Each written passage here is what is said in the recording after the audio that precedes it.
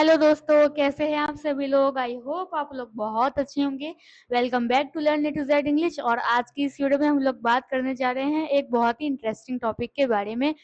तो वो टॉपिक का नाम है क्वांटिफायर्स। अब भाई क्वांटिफायर्स क्या होते हैं? इसमें भी बहुत सारी चीजें होती है, जैसे कि अ लिटिल, फ्यू, सम, और भी बहुत सारी चीजें होती है, जैसे कि much, more, a lot of, plenty of, enough, some, little. और इससे बहुत ज़्यादा लोग जो है वो कंफ्यूज हो जाते हैं।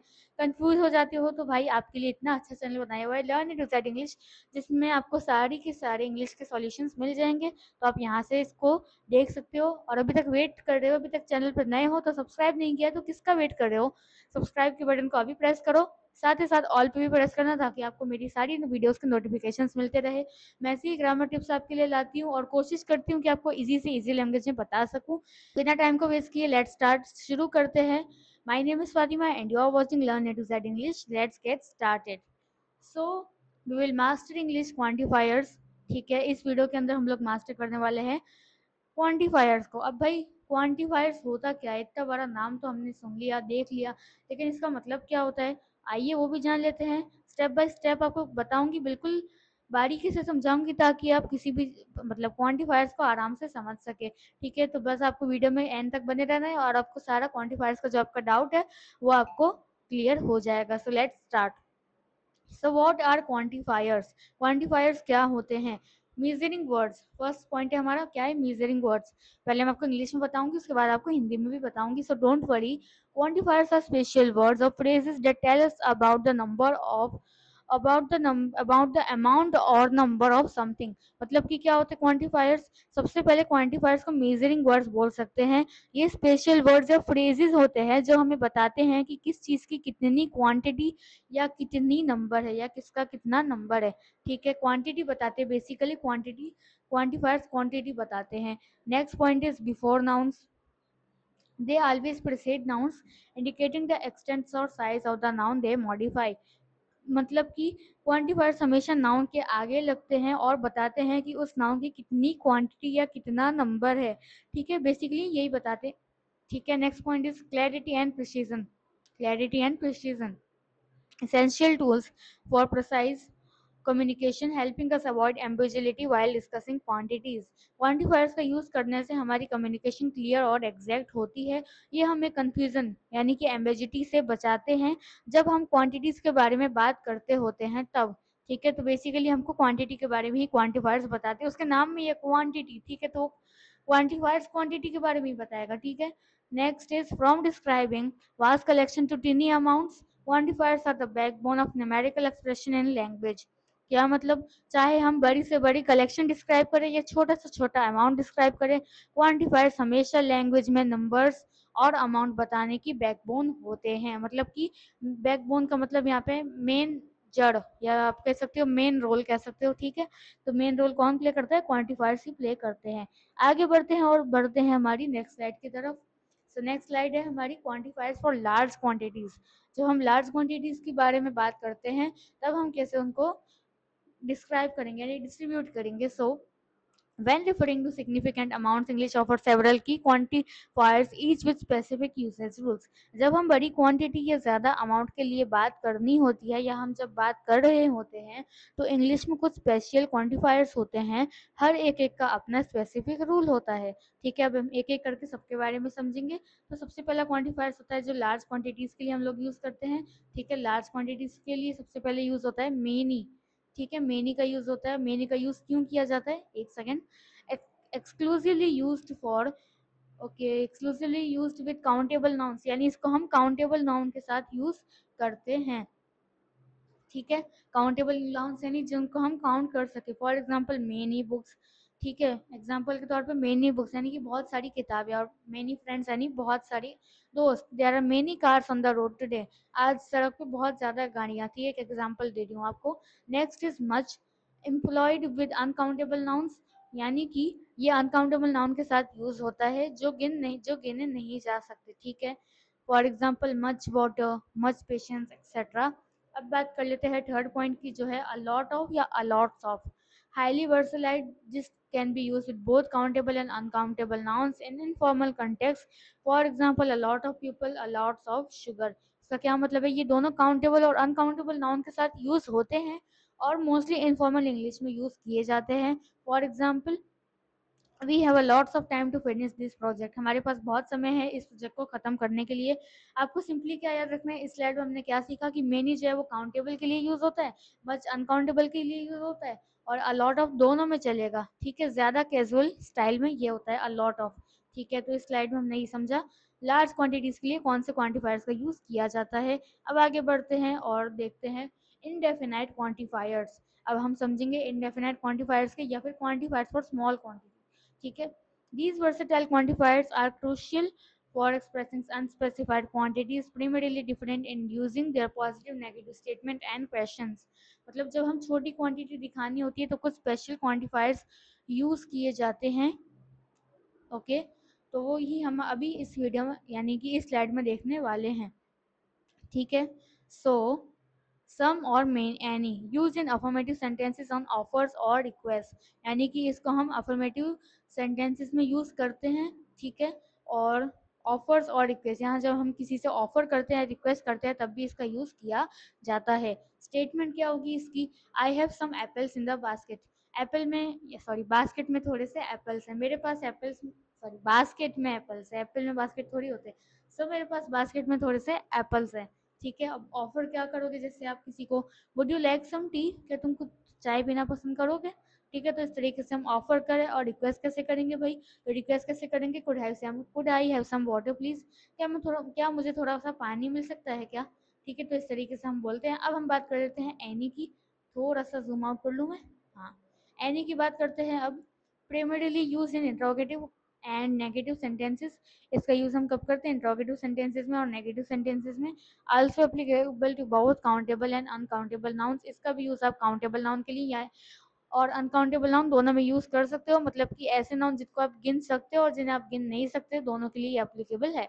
ठीक है, इसमें हम सवाल कैसे पूछेंगे भाई, do you have any questions for me, क्या तुम्हें मेरे लिए तुम्हारे मन में कोई सवाल है क्या, तो अगर है तो तुम मुझसे पूछ सकते हो। इस तरह से वो पूछ रहे हैं कि तुम्हारे मन में मेरे लिए कुछ सवाल है।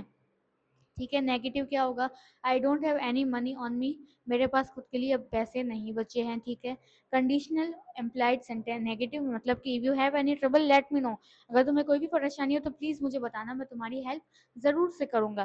ठीक है, तो ये होते हैं, हमने बात करी यहाँ पे सम और एनी की।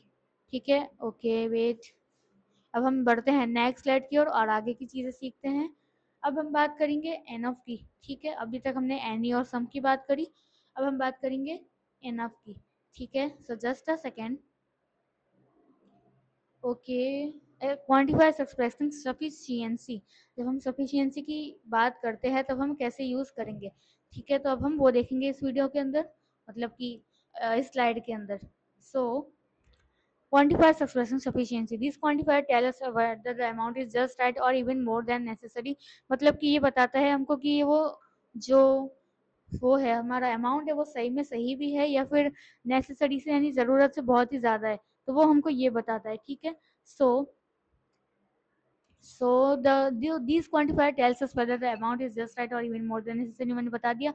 अब हम बात करते हैं एनफ की, तो एनफ का मतलब क्या होता है, मतलब जो सफिशियंट है। ठीक है, indicates that the quantity is sufficient for the purpose, यानी कि वो सफिशियंट है।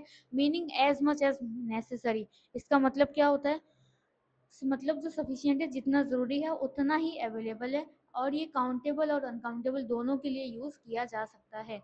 ठीक है, फॉर एग्जाम्पल इसका एग्जाम्पल क्या है, we have enough chairs for anyone to sit comfortably, मतलब सबके लिए काफ़ी चेयर्स है, आराम से वे लोग बैठ सकते हैं। Next is there some enough time to finish the task before the deadline, मतलब कि डेडलाइन से पहले टास्क खत्म करने के लिए काफ़ी टाइम है क्या, वो पूछ रहे हैं, क्वेश्चन कर रहे हैं। ठीक है, तो यहाँ पे हमने बात करी एनफ की। अब हम बात करेंगे प्लेंटी ऑफ के बारे में।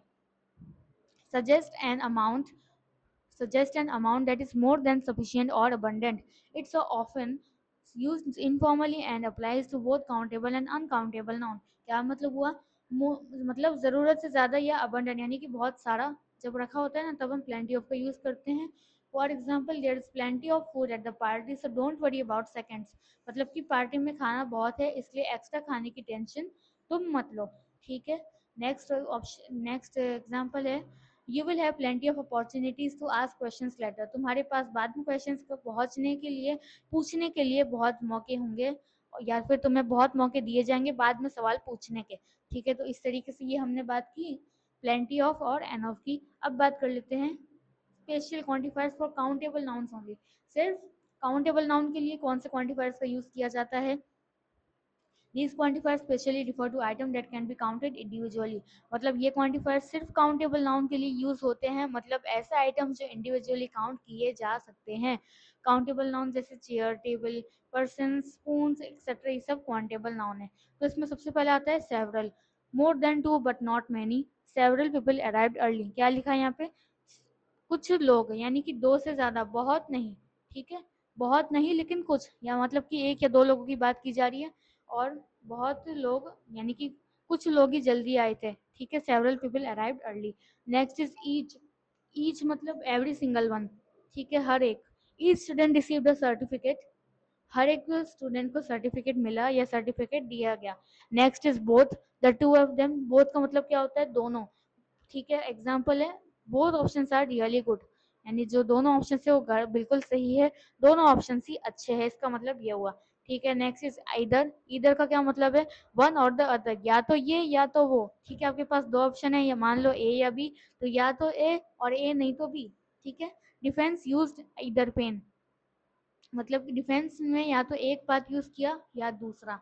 ठीक है, यू कैन चूज इधर पाथ, तुम या तो ये रास्ता चूज कर सकते हो या फिर वो रास्ता चूज कर सकते हो। ठीक है, नीदर मतलब not one and not the other, ना तो वो ना तो वो, मतलब ए और बी आपके पास दो ऑप्शन है, तो ना तो ए ना बी।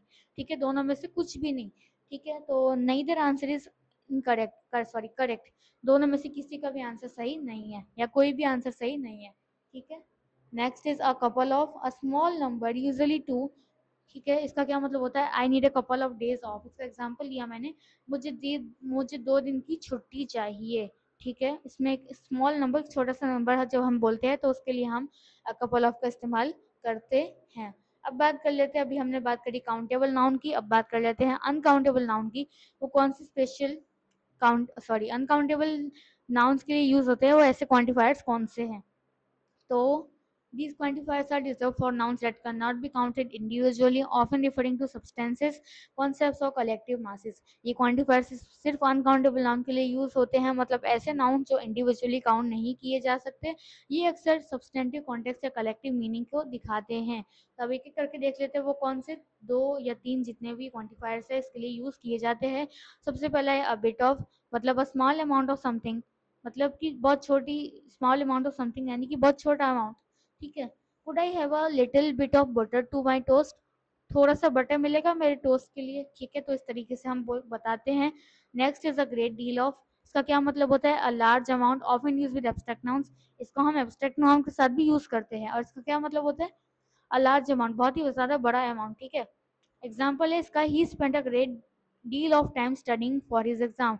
उसने एग्जाम के लिए बहुत ज्यादा टाइम पढ़ा था। ठीक है, next is a good deal of. So similar to a great deal of implying a significant amount, she showed a good deal of courage in the situation। मतलब क्या हुआ इसका? उसने सिचुएशन में, इस टफ सिचुएशन में काफी करेज दिखाया था, बहुत ही साहस दिखाया था। ठीक है, तो इस तरीके से हमने बात करी अनकाउंटेबल नाउन की, सॉरी उन स्पेशल क्वांटिफायर्स की जो अनकाउंटेबल नाउन के लिए यूज किए जाते हैं। अब हम आगे बढ़ते हैं और एक समरी देख लेते हैं कि हमने अभी तक क्या पढ़ा, और जो कॉमन कंफ्यूजन होती है उनको अवॉइड कैसे करना है।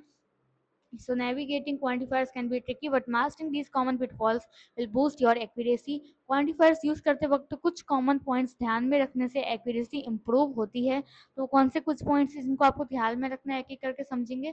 पहला है countable versus uncountable। Many is for plural countable nouns, for example chairs and ideas। Much is for uncountable noun, for example information and advice। This is a foundational rule। क्या मतलब है? महीने का यूज हम करते हैं प्लूरल काउंटेबल नाउन के लिए। ठीक है, फॉर एग्जांपल फियर्स या फिर चेयर्स, आइडियाज। ठीक है, इस सब के लिए, यानी जो बेसिकली काउंटेबल है उसके लिए मेनी का यूज होता है, और जो अनकाउंटेबल है उसके लिए मच का यूज होता है। ठीक है, ये फाउंडेशनल रूल है, सबसे पहले याद रखना आपको ये चाहिए। ठीक है, next point is connotation matters. ठीक है, कॉनोटेशन मैटर्स मतलब few little versus a few और अ लिटिल। ठीक है, नेगेटिव टोन मतलब नॉट एनफ, बहुत कम, ये मैटर करते हैं। For example few student come late, came to class, ठीक है, बहुत कम स्टूडेंट्स आए थे क्लास के अंदर, ठीक है, इसका मतलब क्या, वो बहुत कम बच्चे आए थे, ठीक है। नेक्स्ट एग्जांपल है फ्यू लिटिल, सॉरी लिटिल का, there is little water left, बहुत कम पानी बचा हुआ है, ठीक है, मतलब ये बहुत स्मॉल, बहुत ही लिटिल, कम क्वांटिटी में पानी बचा हुआ है, तो ये बहुत ऐसे होते हैं quantitation matters. Third point is some in questions, इसका क्या मतलब है भाई, some in questions, while any is common in questions use some when making an offer or requesting something you expect to receive, मतलब कि any यूज होता है questions के अंदर, ठीक है, सम तब यूज होता है जब हम ऑफर कर रहे हो या कुछ एक्सपेक्ट कर रहे हो रिसीव करने के लिए। For example would you like some tea, क्या तुम कुछ, या क्या तुम चाय पीना पसंद करोगे, इस तरीके से हम बोलते हैं ना, would you like some tea, ठीक है। For example would you like some coffee, यहाँ हम एक्सपेक्ट कर रहे हैं कि सामने वाला एक्सेप्ट करेगा, क्या बोला मैंने, यहाँ हम ये एक्सपेक्ट कर रहे हैं कि सामने वाला एक्सेप्ट करेगा, ठीक है। तो ये था हमारा थर्ड पॉइंट, और आगे बढ़ जाते हैं फोर्थ पॉइंट पे, which is informal versatility, a lot of और a lots of, everyday conversation में बहुत कॉमन है, अ लॉट ऑफ और अ लॉट्स ऑफ, ठीक है, आपने देखा भी होगा, ये मच या फिर मेनी की जगह इनफॉर्मल कंटेक्स्ट में यूज हो सकते हैं, काउंटेबल और अनकाउंटेबल नाउन दोनों के लिए एप्लीकेबल है। For example I have a lot of books, ठीक है, मेरे पास बहुत सारी किताबें हैं, तो ये काउंटेबल है, और there is a lots of water, बहुत सारा पानी है, तो ये अनकाउंटेबल है, ठीक है। अब आपको इस पेज हमने क्या पढ़ा कि rule is simple, some in questions, expectations या ऑफर, ठीक है, सम का यूज हम करते हैं क्वेश्चंस में जब हम या एक्सपेक्ट कर रहे होते हैं, ऑफर कर रहे होते हैं, और अलॉट ऑफ और अलॉट्स ऑफ का यूज करते हैं, इनफॉर्मल होता है ये, और एवरीडे कन्वर्सेशन में बहुत यूज किया जाता है, ठीक है, और फ्लेक्सिबल यूसेज का होता है। तो यही था हमारे आज की इस वीडियो में, हमने सीखा क्वांटिफायर्स के बारे में, और सबसे बड़ी बात तो ये है कि क्वांटिफायर्स हमारी डे टू डे लाइफ में बहुत ही ज़्यादा यूज़ किए जाने वाले वर्ड्स होते हैं, इसलिए इनको समझना बहुत ज़्यादा ज़रूरी होता है, ठीक है। तो आज की इस वीडियो में बस इतना ही। Quantifiers are more than just numbers. They are essential for clear, natural and precise communication in English. Quantifiers number नहीं होते, ये इंग्लिश में क्लियर, नेचुरल और प्रिसाइज कम्युनिकेशन करने के लिए बहुत ही ज़्यादा इंपॉर्टेंट होते हैं। और अगर आपको इसमें मास्टरी चाहिए तो आपको क्या करना है, 4 पॉइंट्स को याद करना है। फर्स्ट इज इनहेंस क्लैरिटी, मतलब कि क्वांटिफायर से सेंटेंसेस में प्रिसीजन आती है, यानी कि एक फ्लो आता है सेंटेंसेस के अंदर, और एम्बिजिटी यानी कि कंफ्यूजन अवॉइड हो जाती है, ठीक है। Next is contextual choice, always choose your quantifier based on the noun type, यानी कि आपको देखना है कि नाउन कौन सा है, मतलब कि यहाँ पे या तो काउंटेबल होगा या तो अनकाउंटेबल होगा, ठीक है। हमेशा क्वांटिफायर चूज करो on the based on countable and uncountable noun. Specific context यानी positive, negative, sufficiency, offer, request और इनफॉर्मल एरर एक्सेट्रा, ठीक है। तो इन सबको आपको यूज देखना होता है, ये बताने से पहले कि आपको कौन सा क्वांटिफायर इसमें यूज करना है। Next is regular practice, quantifiers के रूल्स को डाइवर्स एग्जांपल के साथ प्रैक्टिस करो, ठीक है। Practice makes a man perfect, regular practice with diverse example is key to internalizing these rules and gaining confidence, ठीक है। कॉन्फिडेंस हासिल करने का हर चीज में सबसे बड़ा तरीका होता है practice, practice and practice, practice makes a man perfect. मैं हर वीडियो में यही कहती हूँ कि जितने भी आपको वीडियोस देखती हूँ या आप जितने भी वीडियोस मेरे देखते हो, उन सबकी आपको प्रैक्टिस जरूर करनी है, तभी कुछ हो पाएगा, ठीक है। Next point is sound natural, quantifiers को एक्टिवली यूज करने से तुम्हारी इंग्लिश नेचुरल, सोफिस्टिकेटेड और इफेक्टिव लगेगी, ठीक है। और last but not the least, embrace the challenge and watch it English fluency flourished. Practice करो, मिस्टेक्स से सीखो, और यूट्यूब वीडियो से एग्जाम्पल देखो, और आई एम श्योर कि अगर आप इन स्टेप्स को फॉलो करते हो तो आप अपनी इंग्लिश में फ्लुएंट हो जाओगे, अपने इंग्लिश का मास्टर बनने से कोई नहीं रोक सकता। That's all for today, I hope आपको आज की इस वीडियो में बहुत कुछ नया सीखने मिला होगा। नया सीखने वाला हो तो प्लीज़ यार वीडियो को एक लाइक कर देना, और चैनल पर नए हो अभी तक सब्सक्राइब नहीं किया है तो वेट कैसा कर रहे हो, ऐसे इन्फॉर्मेटिव वीडियोस चाहते हो तो चैनल पर सब्सक्राइब कर लेना, साथ ही साथ बेल आइकन को प्रेस करना, उसके बाद भी ऑल पे प्रेस कर देना, ताकि आप मेरी एक भी वीडियो को मिस ना कर जाओ। मैं मिलूंगी आप लोगों से अपनी नेक्स्ट वीडियो में, till then thank you so much for watching and take care and bye bye.